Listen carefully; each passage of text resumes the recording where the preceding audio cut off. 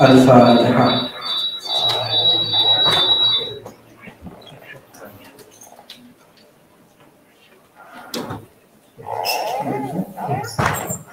أعوذ بالله من الشيطان الرجيم. بسم الله الرحمن الرحيم.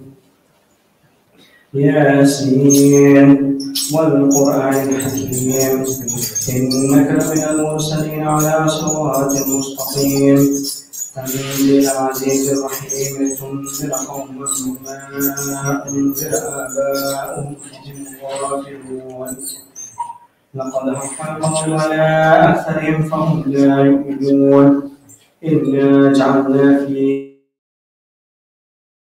أعناقهم إلى الأرقام فهم مقمحون وجعلنا من بين أيديهم سدا ومن خلفهم سدا فأغشيناهم فهم لا يبصرون وسواء عليهم أأنذرتهم أم لم تنذرهم لا يؤمنون إنما تنذر من اتبع الذكر وخشي الرحمن بالغيب فبشره بمغفرة وأجر كريم إنا نحن نحيي الموتى ونكتب ما قدموا وآثارهم وكل شيء أحصيناه في إمام مبين واضرب لهم مثلا أصحاب القرية إذ جاءها المرسلون إذ أرسلنا إليهم اثنين فكذبوهما فعززنا بثالث فقالوا إنا إليكم مرسلون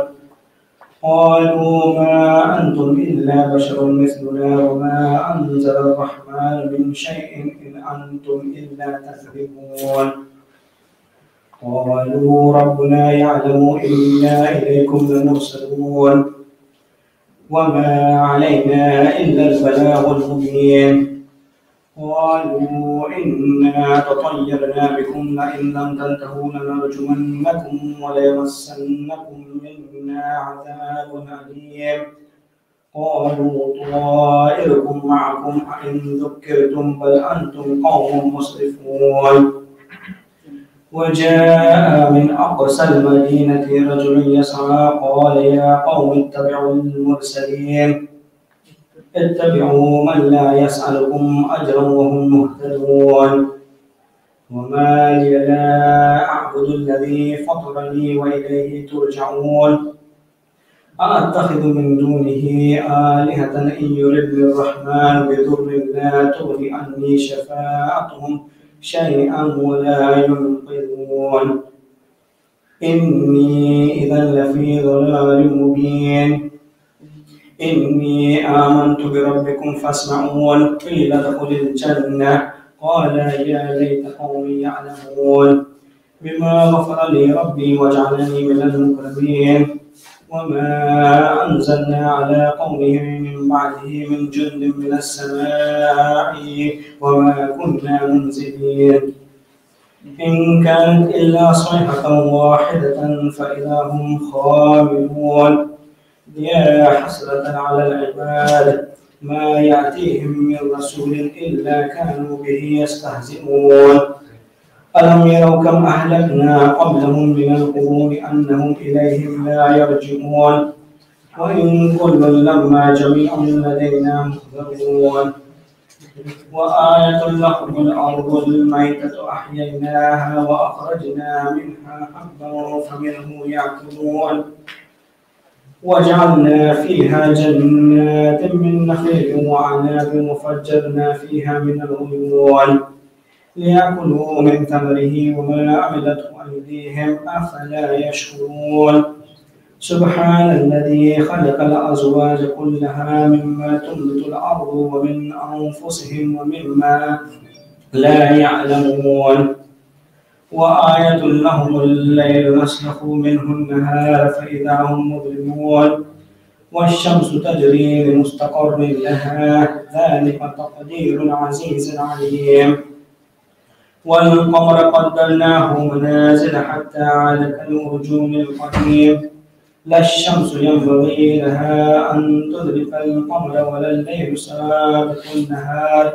وكل في فلك يسبحون وآية لهم أنا حملنا ذريتهم في الفلك المشحون وخلقنا لهم من مثله ما يركبون وإن نشأ نغرقهم فلا صريخ لهم ولا هم ينقذون إلا رحمة منا ومتاعا إلى حين وإذا قيل لهم اتقوا ما بين أيديكم وما خلفكم لعلكم ترحمون وما تأتهم من آية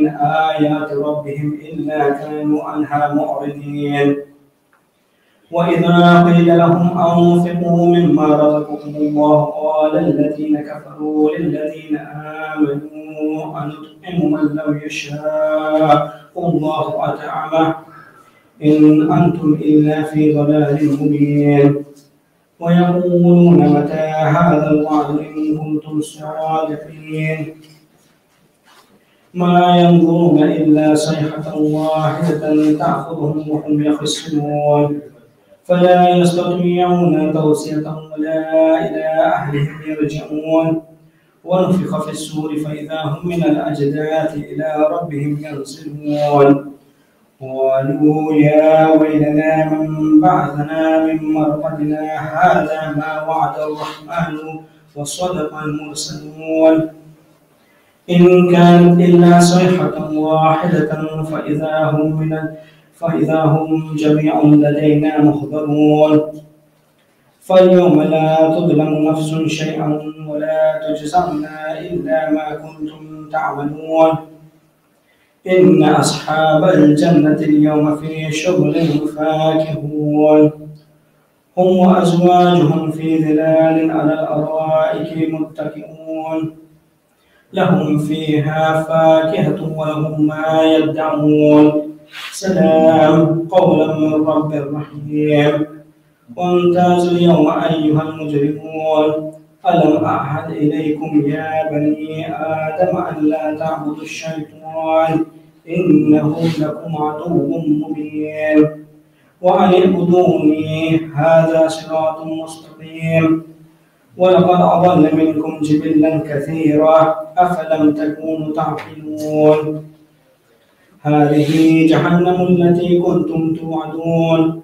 اصلوها اليوم بما كنتم تكفرون اليوم نختم على أفواههم وتكلمنا أيديهم وتشهد أرجلهم بما كانوا يكسبون ولو نشاء لطمسنا على أعينهم فاستبقوا الصراط فأنى يبصرون ولو نشاء لمسخناهم على مكانتهم فما استطاعوا مضيا ولا يرجعون ومن نعمره ننكسه في الخلق أفلا يعقلون وما علمناه الشعر وما ينبغي له إن هو إلا ذكر وقرآن مبين لينذر من كان حيا ويحق القول على الكافرين أولم يروا أنا خلقنا لهم مما عملت أيدينا أنعاما فهم لها مالكون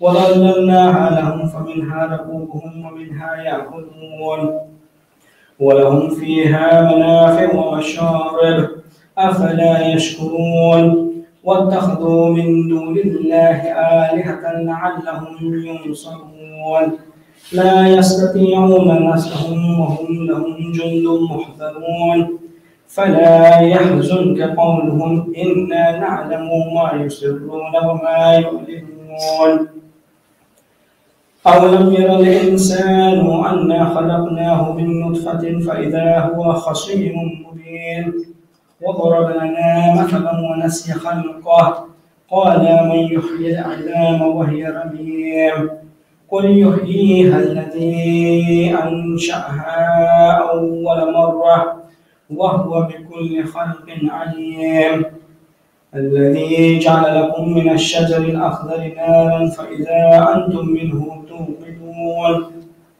أوليس الذي خلق السماوات والأرض بقادر على أن يخلق مثلهم بلى وهو الخلاق العليم إنما أمره إذا أراد شيئا أن يقول له كن فيكون فسبحان الذي بيده ملكوت كل شيء وإليه ترجعون بسم الله.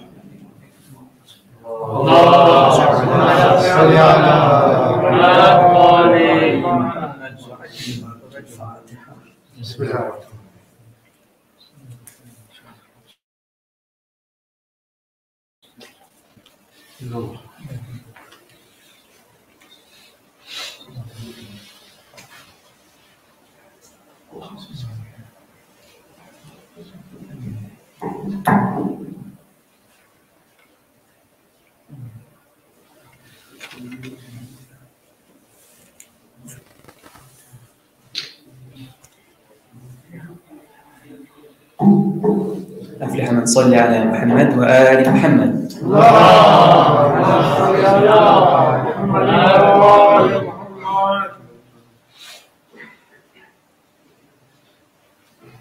بازار شام دربار شام، بازار شام دربار شام، ہائے بیردا بنت علی، ہائے بیردا بنت علی، بے شرم زمانہ ہے بازار ہے اور زینب، بازار ہے اور زینب، بے شرم زمانہ ہے بازار ہے اور زینب، بازار ہے اور زینب، کیا وقت پر آ کے، کیا وقت پر آ کے دربار ہے اور زینب، بازار ہے اور زینب، بے شرم زمانہ ہے بازار ہے اور زینب، بازار ہے اور زینب، ہے کوفے کی شہزادی اور پردے کی ہے عادی، ماں فاطمہ ہے جس کی اور بنت اسد دادی، اب سر پہ نہیں چادر بازار ہے اور زینب، بازار ہے اور زینب، بے شرم زمانہ ہے بازار ہے اور زینب، بازار ہے اور زینب، جب شام غریبا کو شولوں میں گھرے خیمے، تب سوئے نجف مڑ کر زینب کے تھے یہ نالے، اے بابا مصائب کی بھرمار ہے اور زینب، بازار ہے اور زینب، بے شرم زمانہ ہے بازار ہے اور زینب، بازار ہے اور زینب، داخل ہوئی جب بی بی کوفے میں رسن بستا، ہر کوئی اسیروں کو یوں دیکھ کے ہنستا تھا، ہر سمت سے پتھر کی بوچار ہے اور زینب بازار ہے اور زینب بے شرم زمانہ ہے، بازار ہے اور زینب بازار ہے اور زینب زہرا کو جس امت نے دربار دکھایا تھا، پھر گھر کا بھی دروازہ شعلوں سے جلایا تھا، اور اب وہی امت ہے، دربار ہے اور زینب بازار ہے اور زینب بے شرم زمانہ ہے، بازار ہے اور زینب بازار ہے اور زینب ظالم کے تماچوں سے سہمی جو سکینہ تھی، مجبور پھوپھی بے کس بس دیکھ کے رہ جاتی، معصوم سکینہ کا رخسار ہے اور زینب بازار ہے اور زینب بے شرم زمانہ ہے، بازار ہے اور زینب بازار ہے اور زینب بازار ہے اور زینب صلی علی محمد و آل محمد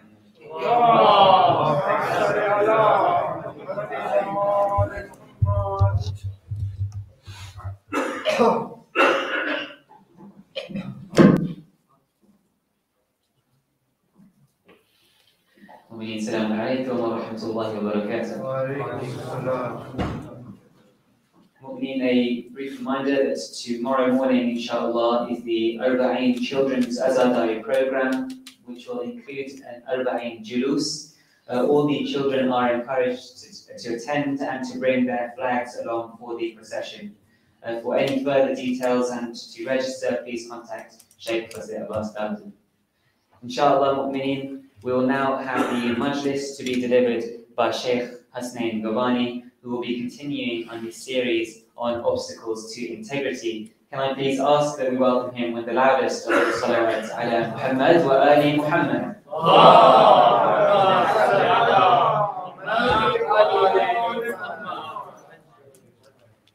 Honorable Imam Sajjad, salawat ala Muhammad wa ali Muhammad.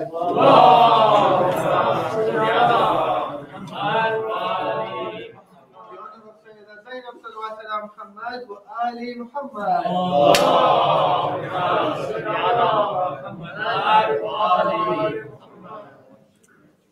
Fatiha.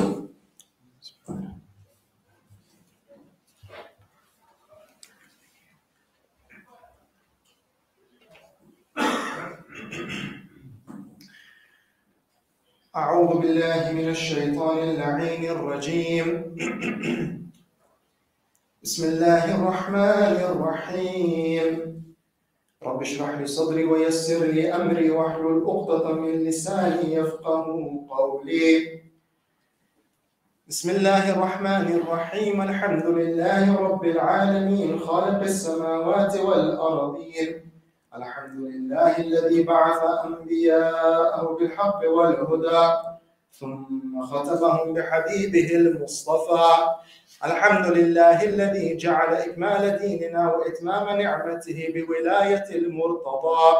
الحمد لله الذي هدانا لهذا وما كنا لنهتدي لولا أن هدانا الله. ثم الصلاة والسلام على أشرف الأنبياء والمرسلين حبيب إله العالمين أبي القاسم محمد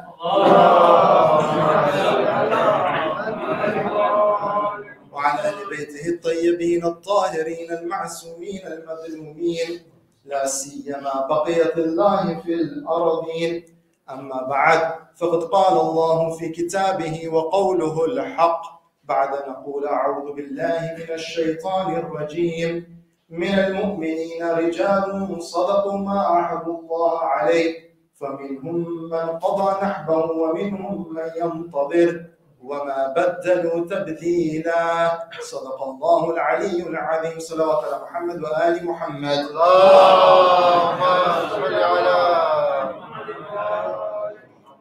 My elders, brothers and sisters in Iman and Islam, Assalamu alaikum wa rahmatullahi wa barakatuh. Wa alaikum assalam.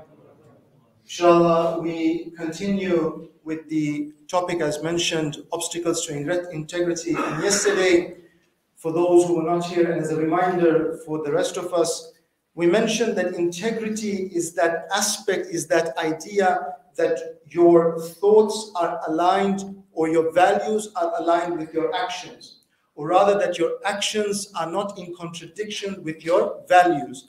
That when you meet reality, when things start getting tough in reality, then those high values that you profess to have, those aspects, those moral values, those human values, whatever those values might be, but the values that you profess in your everyday life, that you stick to those values, the promises you made, you stick to those promises, and you don't go back on them. And we said that the problem that Imam Hussein sallallahu wasallam alayhi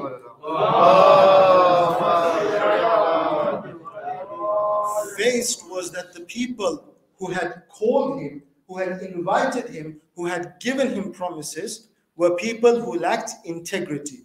They were not true to their word.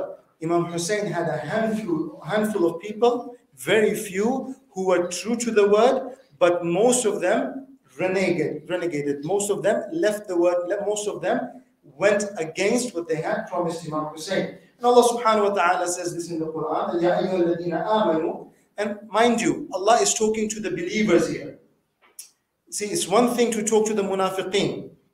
It's one thing to tell the munafiqeen, the hypocrites, because the hypocrites, we know, it is, when you're a hypocrite, you will say one thing, but you will do another. You will have something in your heart, you will profess something else. You will say one thing, but in reality, you will be something else. Here in Surah Saf, Allah is not talking to the munafiqeen. Allah subhanahu wa ta'ala is talking to the mu'mineen. He says, Ya ayyuhalladhina amanu, O you who have faith, lima taquluna ma la taf'alun. Why do you say that which you don't do? كَبُرَ مَقْتًا عِنْدَ اللَّهِ أَن تَقُولُوا مَا لَا تَفْعَلُونَ. He says that it is very grievous. It is highly grievous in the sight of Allah subhanahu wa ta'ala. It is very hated in the sight of Allah that you say one thing, but you do something else. So this is that the idea of integrity is shown in these verses. We said that in Arabic there are a few different words we can use to transfer the meaning of integrity. We won't find the word integrity in the Quran or in the Sunnah, but we'll find words that gives us an approximate of the word of integrity. One of them we said is istiqama, to be steadfast. Another is muruwa. And about muruwa, Amir al-Mu'mineen sallallahu wasallam alayhi says, according to one riwayah, law تفعلوا.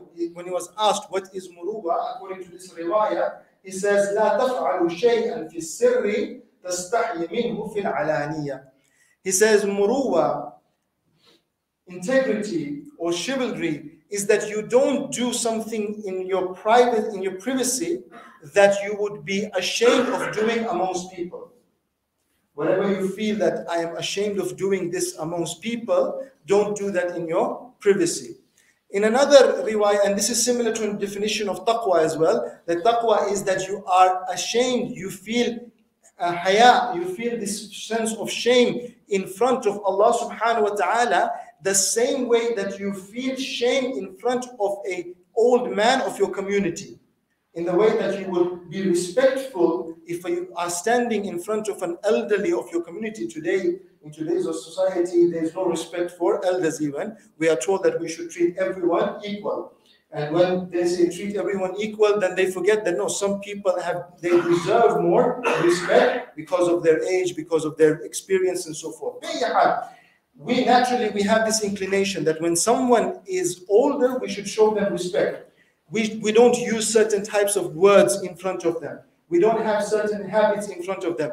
With our friends, we might sit in a certain way, but we won't sit in that way with an elder. With our friends, we might use certain words, but we not use that kind of words with our elders. Similarly, when we are with Allah subhanahu wa ta'ala and we are alone, we forget that Allah subhanahu wa ta'ala is always watching. Allah subhanahu wa ta'ala is always there. That whatever we are doing in dunya, there is hisab for that. So we need to remind ourselves and we need to constantly have that in mind. We now want to move on to the obstacle that we want to discuss today, which is peer pressure and conformity. So these are actually two different obstacles, but they go hand in hand, and we'll discuss these obstacles to integrity. In the Quran, Allah subhanahu wa ta'ala says in Surah Al-Furqan, He quotes a person on the day of judgment. He says that there will be a certain person, and this is a mithal, this is an example, a type. So there will be more than one, but Allah is quoting a specific type here. He says that a person will say, Ya waylati laytani lam attakhidh fulana khalila. Some people on the day of judgment, when they are being thrown into hellfire, or when they see their actions, when they see the result of their actions, فَمَنْ يَعْمَلْ مِثْقَالَ ذَرَّةٍ خَيْرًا يَرَى وَمَنْ يَعْمَلْ مِثْقَالَ ذَرَّةٍ شَرًّا يَرَى. Whosoever does a mustard seed of good will see it, and whosoever does the weight of a mustard seed of evil will see it. When we come face to face with our actions, and we come face to face with the consequences of our actions, some people will say, I wish I hadn't taken such and such as friend. I wish I wouldn't have taken such and such as friend. لَقَدْ أَضَلَّنِي عَنِ الذِّكْرِ بَعْدَ إِذْ جَاءَنِي. Why? Because he misguided me. He took me away from the dhikr, from the reminder after it had come to me. So the reminder came to me. I recognize that this is the reminder of Allah subhanahu wa ta'ala. God is reminding me through this revelation about His oneness and about my responsibility on the day of judgment. But this friend that I had, he made me leave the path of Allah subhanahu wa ta'ala. وَكَانَ الشَّيْطَانُ لِلْإِنسَانِ خَذُولًا. And shaitan is very treacherous towards insan. Shaitan is very treacherous towards human being. So this person that God is quoting, is equating his friend with shaitan. He's saying that this friend that led me astray, he's like a shaitan. He is a person who was treacherous to me. Now, we human beings, we have a tendency to be affected by our surroundings. In the 1950s, there was an experiment. Oh, sorry. Thank you.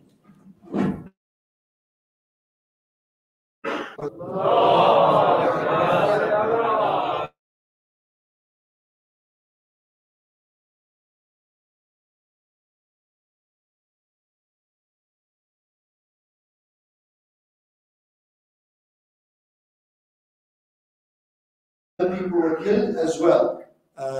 And when all these people had been killed in the Holocaust, people were asking themselves questions. How is it that people could commit such crimes? You know, it's not easy shooting people. It's not easy pushing people into a chamber where there'll be gas and they'll be killed, and then collecting the bodies, or forcing other people to collect the bodies, and overlooking all of this, and forcing them not to eat anything and so forth, treating human beings inhumanely. It tears down on the psyche of a human being. So people were asking, how is it possible that human beings could do this to other human beings? So some would say that it is because of the German mindset, that the Germans, they are very conformist. The German have very easy, that it's very easy for them to accept orders. So once you give the Germans some orders, they will carry out the orders. There was a professor called Stanley Milgram. Stanley Milgram, he said that, no, I want to investigate this issue. I want to see, is this a German issue? Is this a German problem? Or is this a human problem? So he made an experiment. Now you will have to imagine, well, you have to put this tasawwur in your mind when I tell you about this experiment. So what he does is, he sends a notice on the newspaper that I need people who want to be subjects in my experiment, test subjects. I want to commit a few experiments. So they are called to the place. Now, what they don't know, so the people who come for the experiment, what they don't know is that out of the 3 people who are participating in the experiment, there's only one who is not aware of what's happening. 2 of them are actors. 2 of them are actors. Now, on the one side, he has the learner. That's the person who is actually an actor. The learner is an actor. You have the teacher or the leader who is the true test subject. And then you have the professor, the one who is supervising everything. What is the experiment? The teacher is supposed to teach the learner some words. Then he is to examine the learner, is to see, do you remember the words that I taught you? If he doesn't remember, he is to push buttons. These buttons are giving him electric shocks. As he answers one question wrong, he gives him a light shock. The more questions he answers wrong, he's supposed to give him more and more and more shocks until it comes to a point where it says 450 volt, lethal. 450 volt, lethal, don't press. Now, the test subject, the teacher, doesn't know that the professor is an actor. He doesn't know that the learner is an actor. They are just acting. There's no real electricity going. There's no real shock going in there. But as soon as he presses a button, the learner, he sees a light and he acts as if he's getting an electric shock. So they start the experiment, and this was repeated several times. They start the experiment. After a while, the learner, he starts to answer the question wrong, and the experiment leader, the professor, he says, please give him the volt. Please give him an electric shock. Now, they start off with 15, and in the beginning, the teacher has been given an electric shock, the lightest electric shock, so that he knows how it feels.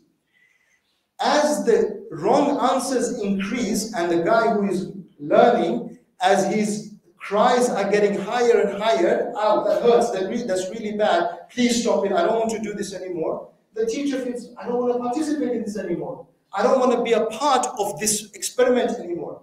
But the professor says, go on. It is important that you go on. It is vital that you go on. You have to carry out the experiment. You cannot back out at this point.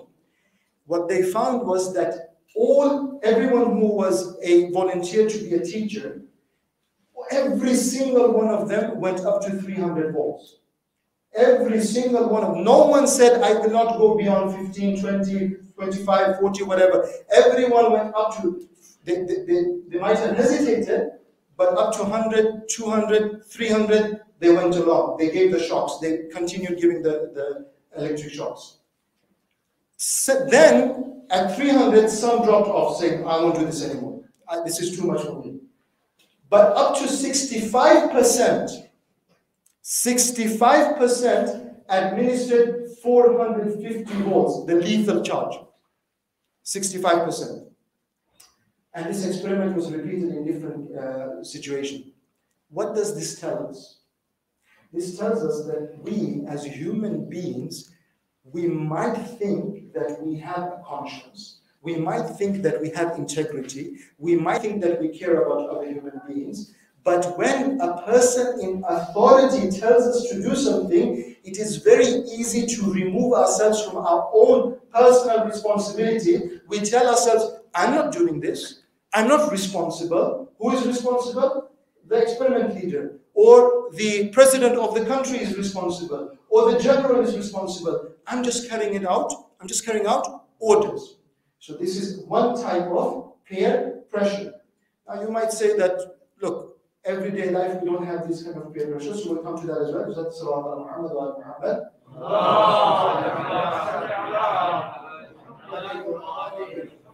There's a very interesting hadith from Rasulullah sallallahu alayhi wa alihi wa sallam.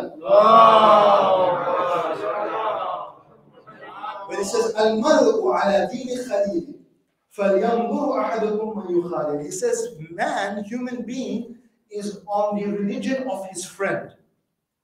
Human being is on the religion of his friend. Therefore, each and every one of you should be very careful who you choose as a friend.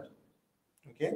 Now, what does religion here mean? You know, when we hear the word deen, we have a very narrow understanding of the word deen. Deen here, in my humble understanding, doesn't mean necessarily that, okay, if I'm friends with a Christian, I'll become a Christian. If I'm friends with a Jew, I will become a Jew. If I'm friends with a Hindu, I'll become a Hindu. What it means here is that the values that steers the life of that person, that guides the life of that person, if I engage, if I have such a person as a friend, for example, a person who does not care about akhirah, be it a Muslim or non-Muslim, or a person who doesn't care about other human beings, being a Muslim or non-Muslim, whatever are the values that guides the life of that human being, if I keep such a person as a friend, my values will be affected by that person's values. I will end up on the religion of that person. I will start living my life like that person. Therefore, we have another riwayah from the 6th Imam where it says, "Ishab man tatazayyana bih."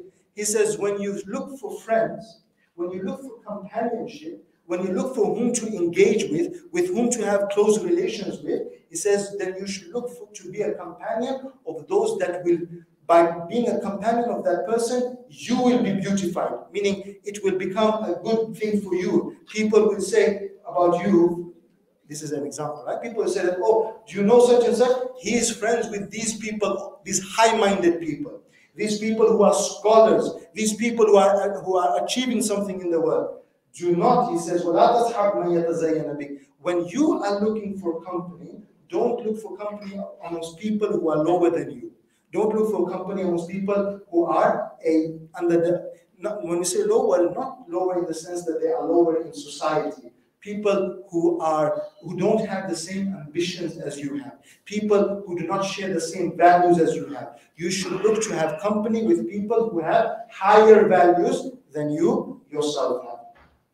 Now, I want to tell you about another experiment, because now we talk about this hadith from the Prophet in the 6th Imam. I'll tell you about another experiment. This experiment was done by Solomon Ash. I'm not so sure if I'm pronouncing the name properly. It is called the Experiment of Conformity.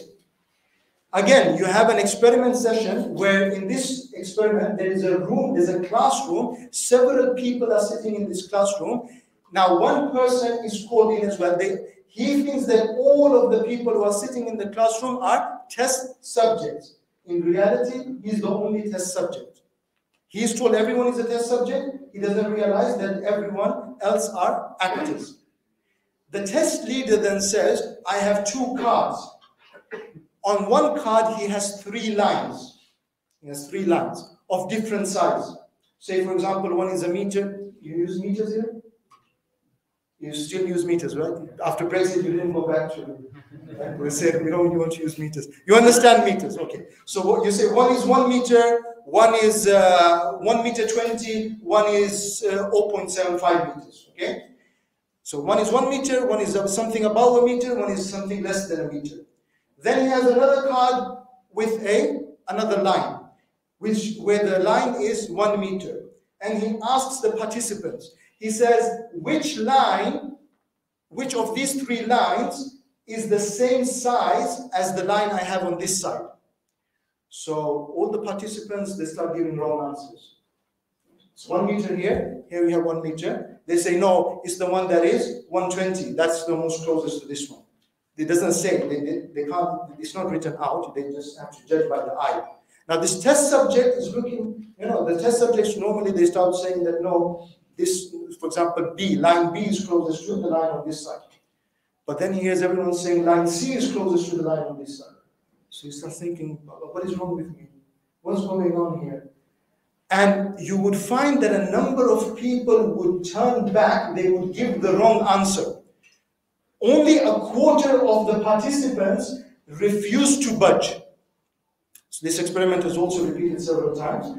Only a quarter, 25% of the participants refused to budge and say that no, I don't care what anyone else here is saying. This line is the same size as line B. I don't care what anyone else is saying. Everyone else, maybe this way, that way, okay, if everyone else is saying that, and when they were interviewed afterwards, some would say that I really believe, because everyone else is saying this, I really believe that there was something wrong with my eyes. And some would say that no, look, I didn't want to feel like I'm the odd man out. If everyone is saying C, I should also go with C. What does this prove? This proves that we as human beings have it's very easy for us to conform with what everyone else is saying.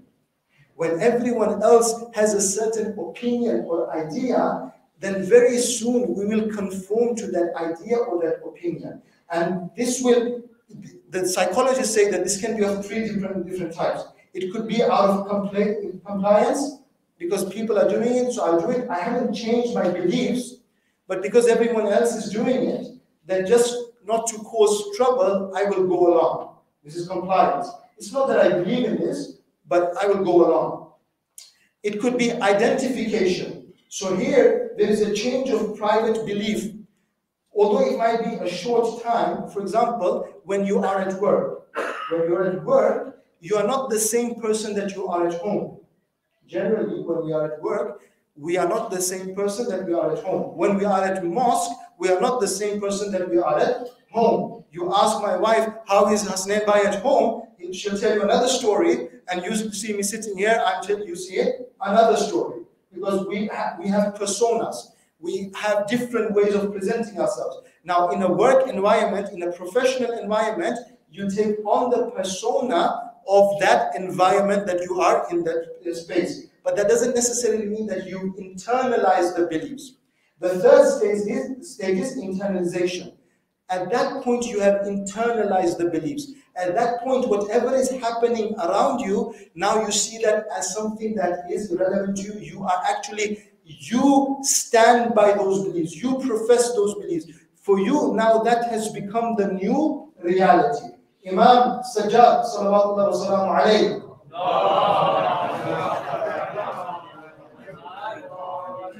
tells us about these things. He warns us. He says, Majalisu salihin da'iyatun ila salah. He says that when you engage, when you are in the company of those who are righteous, it will drive you towards, it will call you towards righteousness. Because of that conformity, because of that peer pressure. If you engage, if your company are righteous people, slowly, you will internalize these actions, these beliefs, these values. But then he says in another riwayah, إِيَّاكُمْ وَصُحْبَةُ الْعَاسِينَ وَمَعُونَةُ الظَّالِمِينَ. He says that I warn you for engaging, for having company with the asin, with the transgressors, with those who break the laws of Allah subhanahu wa ta'ala. He says, I warn you from this, وَمَعُونَةُ الظَّالِمِينَ, and from helping, from assisting the oppressors. Imam Sadiq is warning us from these things. Why? Because if we engage with them, we will start to become more and more like that. Look, what other things that peer pressure can affect? Peer pressure can influence the way we dress, the way we wear our hair. It might not be necessarily a bad thing, but we have to be aware of these things. The way we dress and the way we act is very much influenced by society.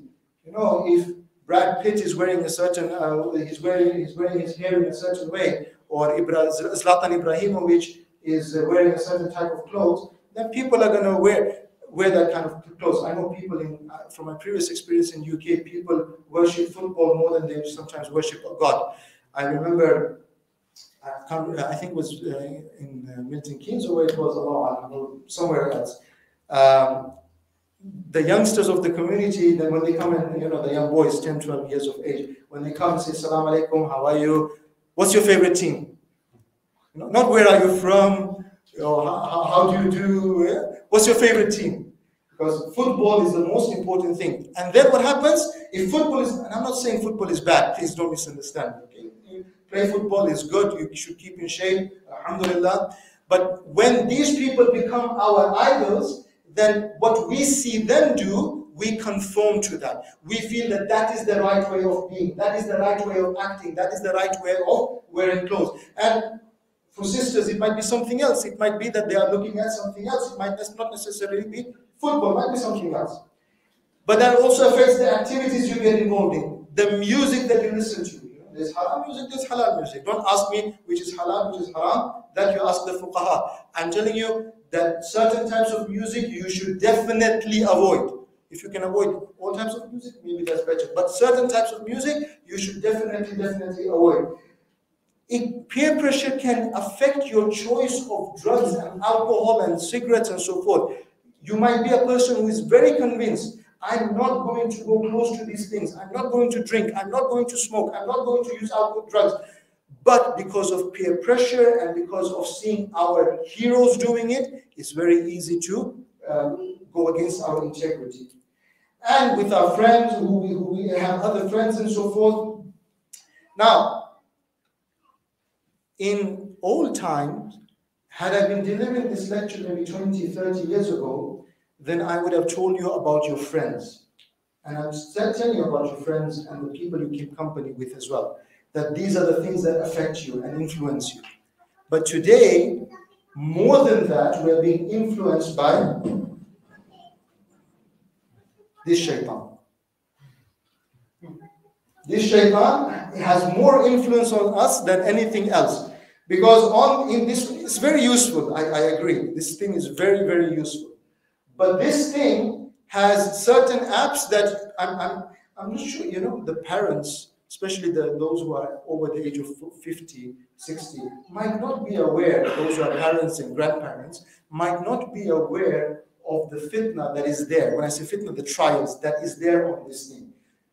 Snapchat, TikTok, Instagram, YouTube, even YouTube. The things that people get, because on these social medias, you get a bubble. You get into a reality which is a bubble. Now, in this bubble, people are trying to present themselves in a certain way, and the worst thing is that you don't know their reality. People are only showing one side of their life.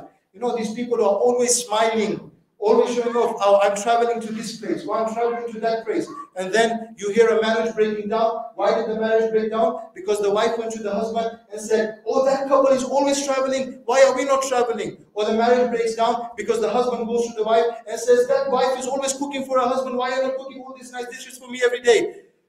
All that is just made up. All that is just fake news. If Donald Trump had written something, it's fake news. And there's a lot of fake news out there. Social media will affect our behavior. Social media will create peer pressure. It will ask us to conform to the way that people are on social media. And we will conform automatically because the more we consume social media, and people become addicted to it. My wife is a teacher, and she was telling me that one of her students was saying that he was feeling very bad. He hadn't slept during the night. So she asked him, why didn't you sleep? He says, I spent my time on TikTok. I was looking at TikTok, and spending my time on TikTok, I didn't realize how much time has gone. And he says, I really wanted to finish. I feel bad. He himself says, I feel bad. And this, you ask any addict, do they actually enjoy being an addict? They'll tell you, I don't enjoy it. Yes, there's a high, there's a very short high, but otherwise they don't enjoy being an addict.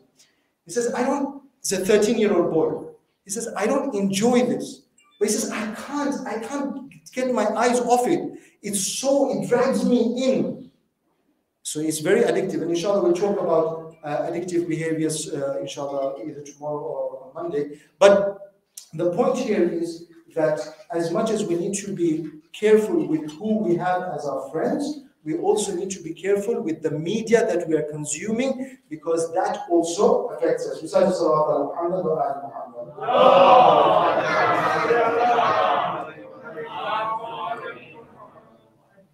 Now, if we are to choose friends, who should we choose? Imam Ali sallallahu alayhi says,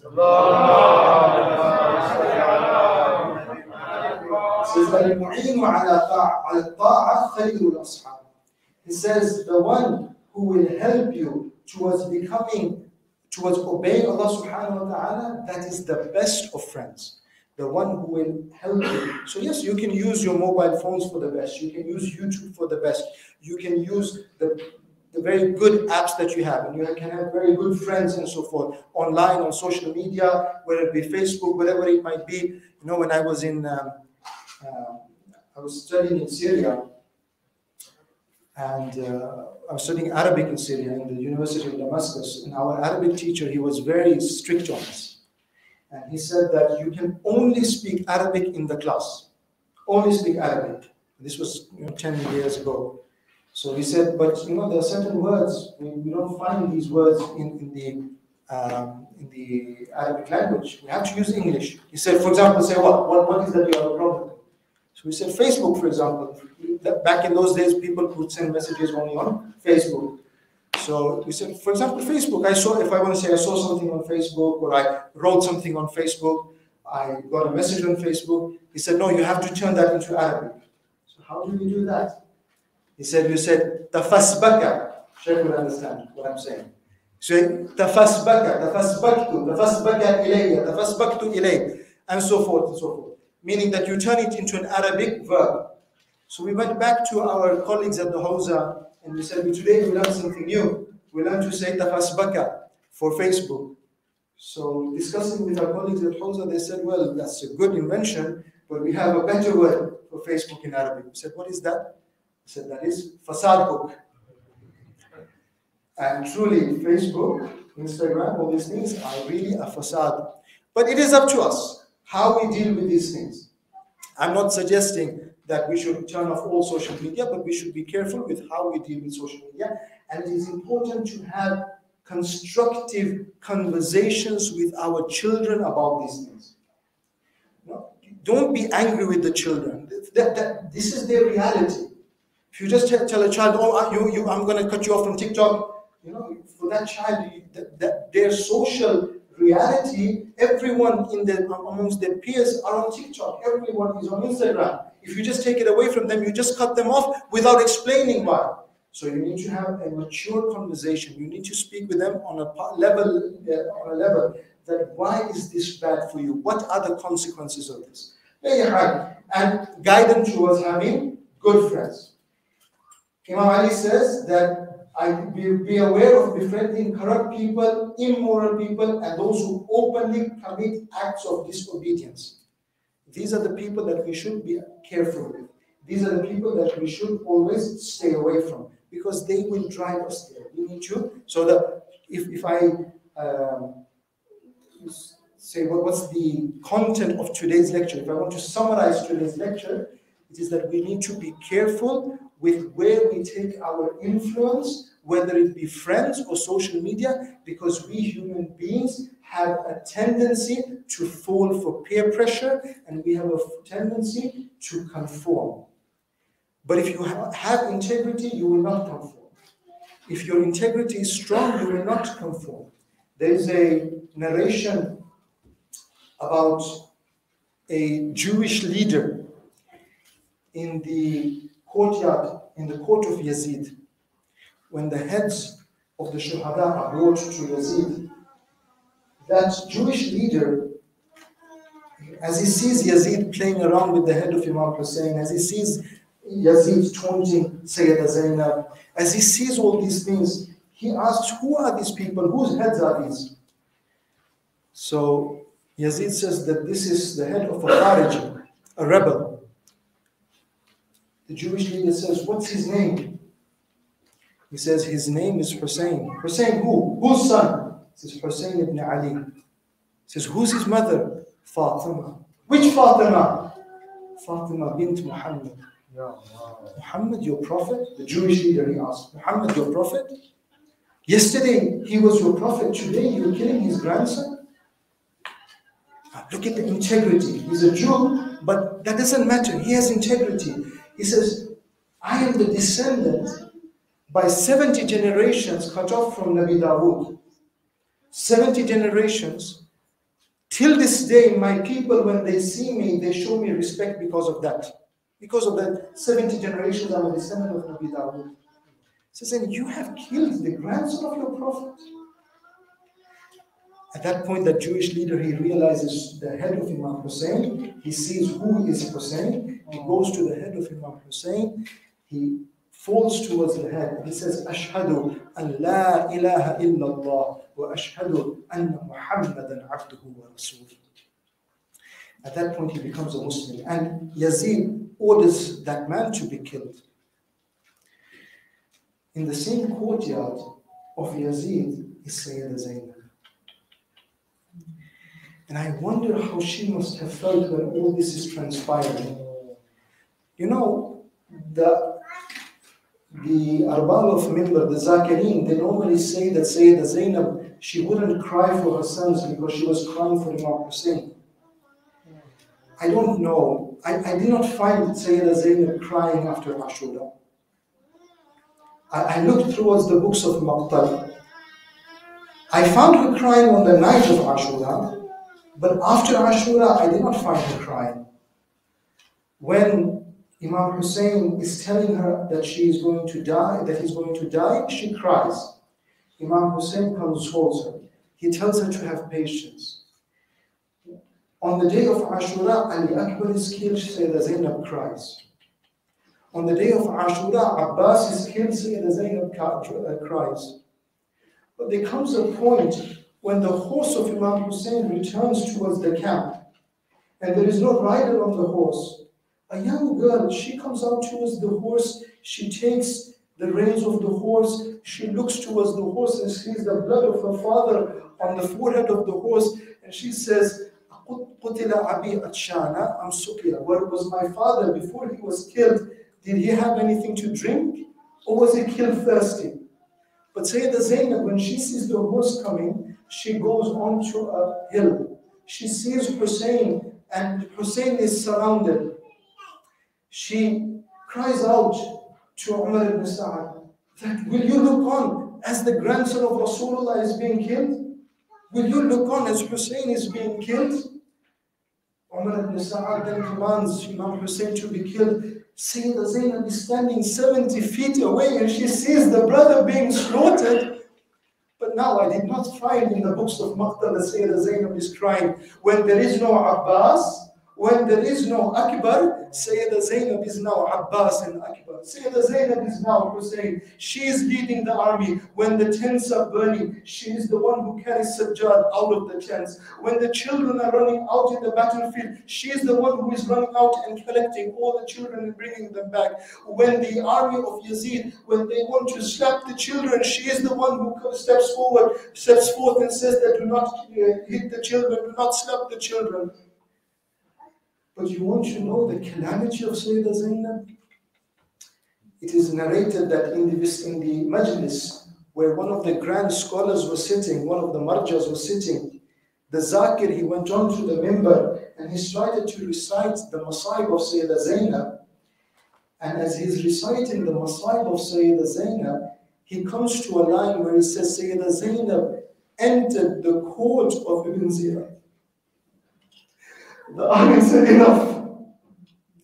He takes off his amama, he puts the amama down. He says, enough. What more do we need to cry for? That Sayyida Zainab, the daughter of Ali, enters the court of Ibn Ziyad. But it was not enough. Ibn Ziyad had her paraded from city to city, from town to town. This Sayyida Zainab, it is narrated that when she is brought in front of Yazid, in front of her, Firda stands. When Yazid is looking towards the captives, he is asking, who is that captive? Who is that captive? Who is that captive? He sees that a captive is standing in one place, a lady is standing. In front of that lady, another lady is standing. He says, who are those two ladies? So Shimla says, that lady who is hiding is Zainab, daughter of Ali, and the one standing in front of her is fidda. Yazid has the audacity to say, remove fidda so I can lay my so that I can see the daughter of Ali, so I can see the daughter of Fatima. At that point, Fidda, she refuses to move. She looks towards the court. She sees that in the court there are slaves from Abyssinia. So she cries out towards these soldiers. She says to the slaves that, "O slaves from Abyssinia, do you deem it permissible? Does your ghira, does your manliness allow you to see a lady from your country being taken away and being forced to move without your permission? Will you allow this to happen?"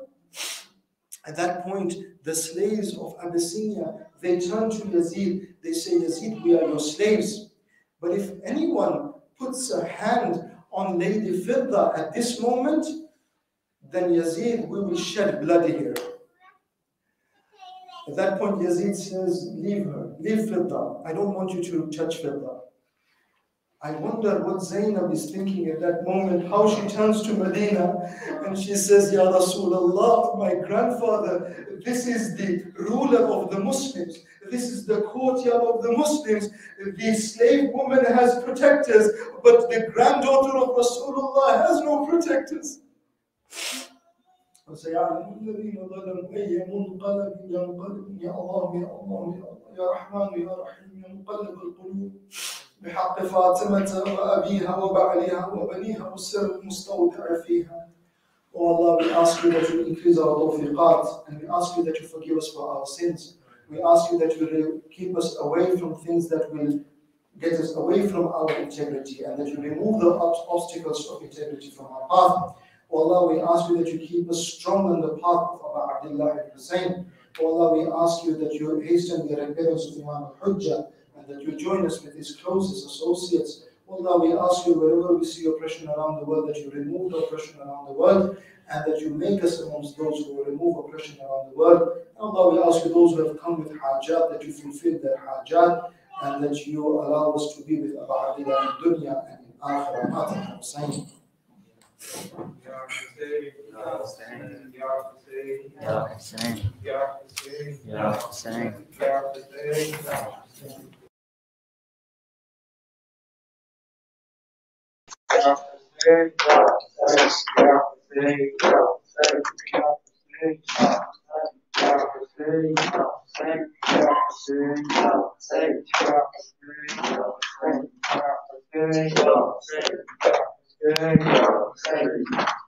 Ya Hussein, Ya Hussein. मेरे गाज़ी कहाँ हो, मेरे गाज़ी कहाँ हो, तेरी जागीर से चल पड़ा काफ़िला, मेरे गाज़ी कहाँ हो, तेरी जागीर से चल पड़ा काफ़िला, मेरे गाज़ी कहाँ हो, तेरी जागीर से चल पड़ा काफ़िला, मेरे गाज़ी कहाँ हो। तुझको देखे बिना चैन आता नहीं, नौकने साथ सर तेरा मिलता नहीं, मैं ज़ियारत करूं किस तरह ये बता, मेरे गाज़ी कहाँ हो, तेरी जागीर से चल पड़ा काफ़िला, मेरे गाज़ी कहाँ। राज लखनऊ बहन की बरादर में खाक मक्की तन मेरे सर का पर्दा बने हुक्म दे दो जरा मुंतजिर है हवा मेरे गाजी कहाँ हो तेरी जागीर से चल पड़ा काफिला मेरे गाजी कहाँ तेरे बाजू मुझे रास्ते में मिले मैंने चादर समझी कर वो सर पर रखे बाजुओं से तेरा पूछती हूँ पता मेरे गाजी कहाँ हो तेरी जागीर से चल पड़ा काफिला मेरे गाजी कहाँ हो तेरी जागीर से चल पड़ा काफिला मेरे गाजी कहाँ हो मेरे गाजी कहाँ हो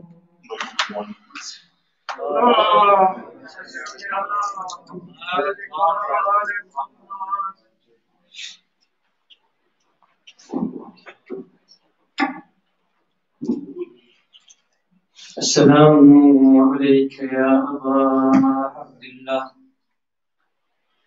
السلام عليك يا ابن رسول الله وعلى الأرواح التي حلت بفنائك عليك مني سلام الله أبدا ما بقيت وبقي الليل والنهار ولا جعله الله آخر العهد مني بزيارتكم السلام على الحسين وعلى علي بن الحسين وعلى أولاد الحسين وعلى أصحاب الحسين السلام عليك وعلى جدك المصطفى السلام عليك وعلى جدتك خديجة الكبرى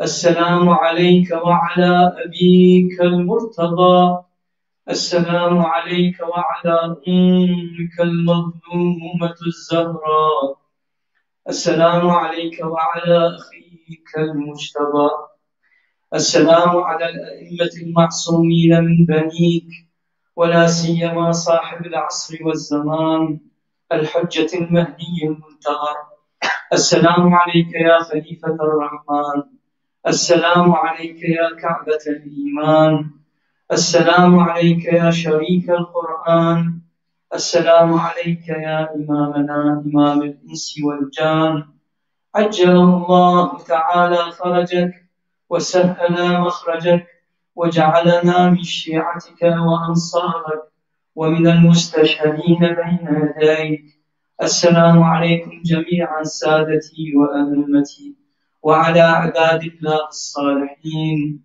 ورحمة الله وبركاته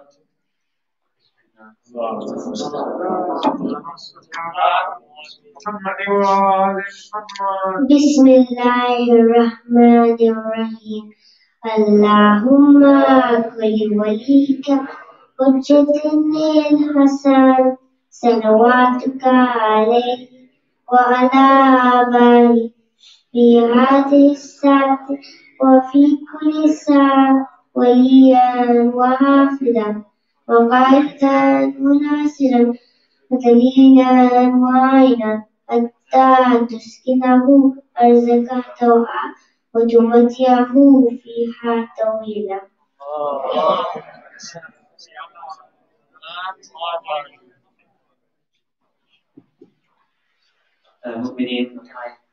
Can I kindly request you to please take your seats and follow the instructions of all the marshals and the volunteers with regards to leaving the centre.